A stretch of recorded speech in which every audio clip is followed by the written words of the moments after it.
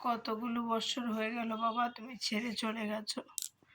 এটা জানি না যে তুমি থাকলে জীবনটা সুন্দর হতো কিনা, তবে অতটুক জানি বাবা তুমি যদি থাকতে মনের কষ্টগুলো বলার মতন মানুষ থাকতো।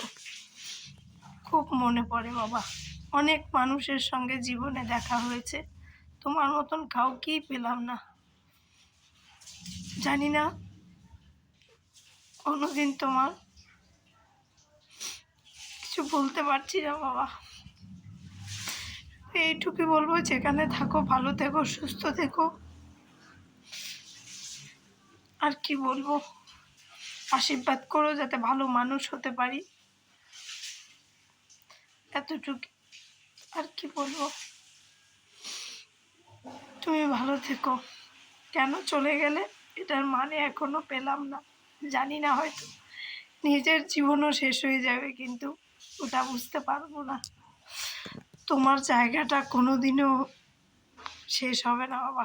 যত বয়স বড় হচ্ছে তত যেন আরো বেশি করে তোমাকে মনে পড়ছে, আরো বেশি বেশি কষ্ট হচ্ছে। মনের কষ্টগুলো বলার মতন কোনো লোকই যে আর জীবনে রইল না। ভালো থেকো বাবা,